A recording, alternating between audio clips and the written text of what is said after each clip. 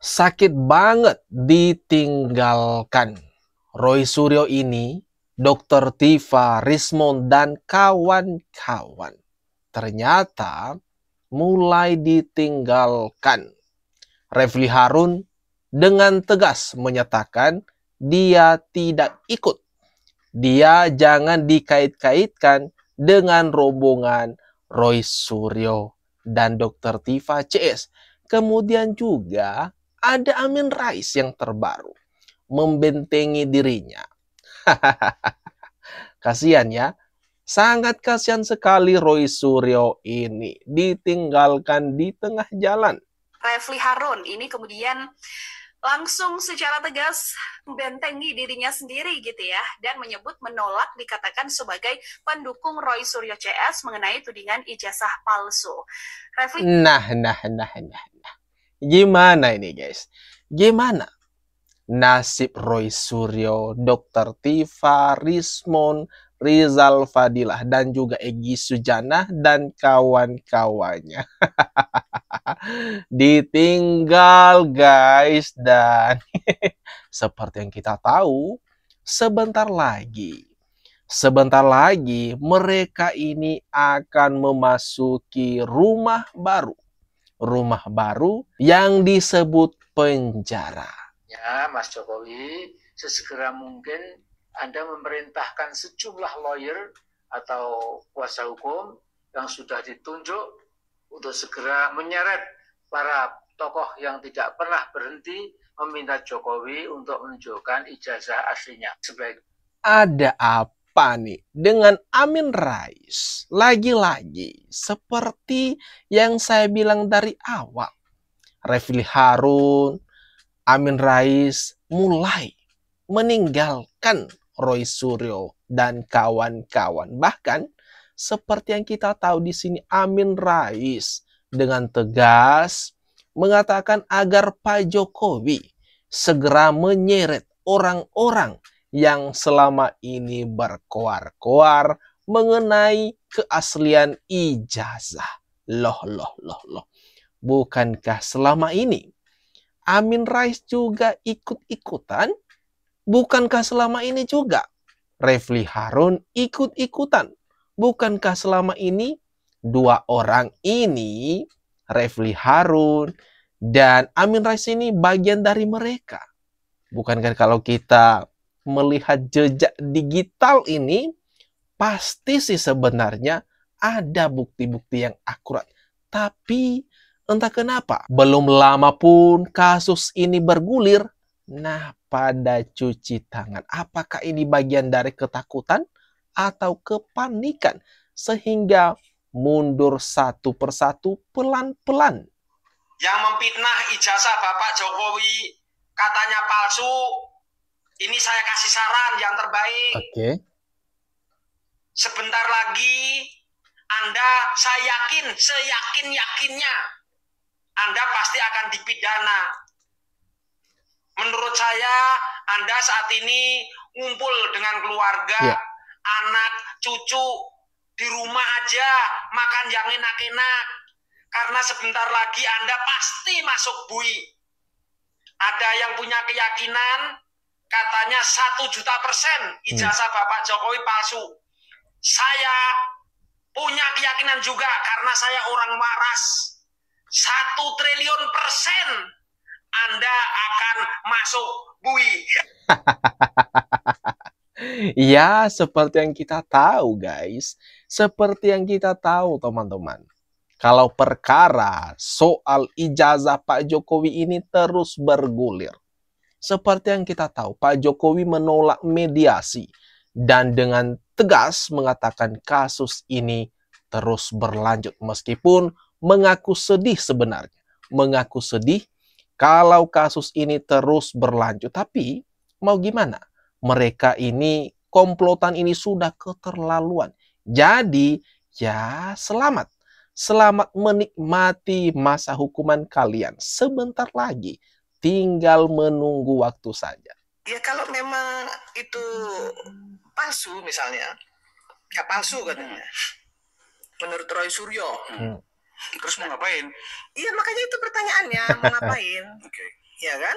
Kalau mau bicara soal moral misalnya misalnya ada oknum-oknum yang bicara soal moral ya, termasuk Roy Suryo lah, mohon maaf ya.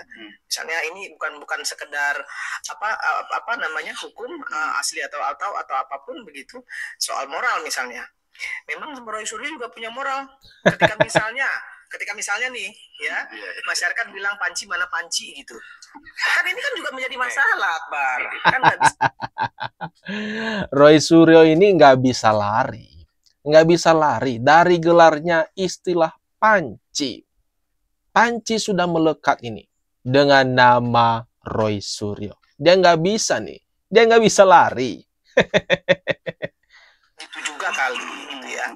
Nah, kemudian yang ketiga, saya ingin sampaikan begini.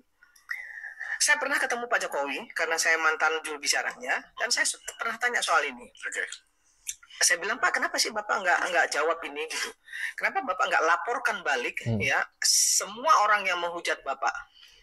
Dia bilang, Bu Irma, semasih mereka hanya sekedar mengatakan saya jokodok, mengatakan saya anak PKI dan lain sebagainya, saya nggak peduli, saya kerja aja untuk rakyat. Tetapi ketika mereka sudah menyentuh tubuh saya, menyakiti anak saya dengan secara fisik, atau istri saya secara fisik, atau rumah saya lah dilemparin batu misalnya begitu, saya pasti akan bertindak secara hukum.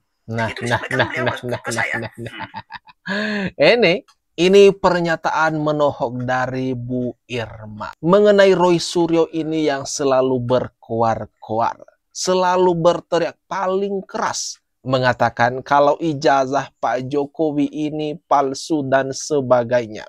Dia mengaku pakar telematika, tapi kesibukannya malah ngurusi keluarga Pak Jokowi. Mulai dari Pak Jokowi dan keluarganya. Terlebih-lebih soal ijazah ini. Entah apa motif di balik ini semua sebenarnya. Entah ada, ya seperti kecurigaan kita, ada orang-orang besar di balik mereka, atau gimana? 3 tanda yang hanya dimiliki orang bodoh. Jangan marah, jangan protes ya. Kalau saya bacain. Kalau Anda protes, Anda marah, jangan-jangan Anda masuk ke dalam 3 tanda ini. 1. Orang bodoh itu menyela atau menjawab sebelum mendengarkan. Nomor 2. Orang bodoh itu cirinya membantah sebelum memahami. Belum paham nih dia, belum paham, udah ngebantah. Kok ciri-ciri ini agak-agak entahlah menurut kalian guys. Beda nomor 1. Nomor 1 itu dia nggak mau dengerin orang. Ya. Ini dia nggak mau memahami. Pahami dulu dong, pelajarin dulu. Nomor 3. Menghakimi judgment ya. Sebelum mengetahui. Dia nggak tahu ini. Ya. Setelah paham kan tahu. Ya. Dia nggak menguasai itu. Ya. Dia belum belajar. Dia belum kuasai itu bidang, tapi dia udah langsung menghakimi. Oh, kamu salah. Oh, nggak begitu caranya. Oh, kamu tuh mestinya begini. Padahal dia belum tahu bidang tersebut. Jangan sok tahu jadi orang. Apakah sudah cocok kalimat ini kita sematkan ke Roy Suryo, ke Dr. Tifa, ke Rismon, ke Rizal Fadilah? Gimana nih menurut teman-teman? Kok disikapi oleh pihak yang sebelah sana dan Pak Rismon dilaporkan ke Polda Metro Jaya. Nah, saya pikir ini ke Polda Metro Jaya tidak usah diproses lagi lah. Itu laporan diabaikan aja. Bukan. Sebab ini kan penelitian ilmiah yang mesti.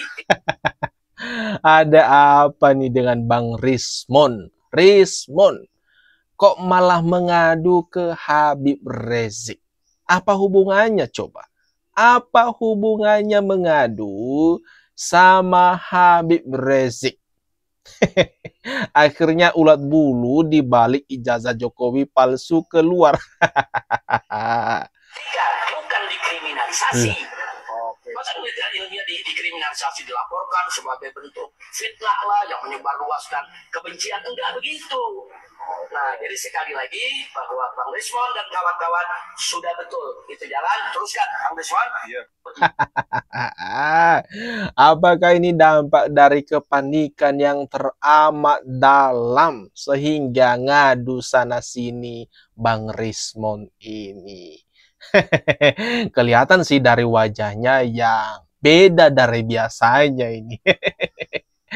Nah, gimana nih guys? Gimana menurut kalian atas apa yang barusan saja kita bahas bersama ini? Nah, jangan lupa tinggalkan komentar terbaikmu ya. Sebelum pergi, tinggalkan komentar terbaikmu di kolom komentar yang ada di bawah ini guys. Mari kita ramaikan bersama-sama.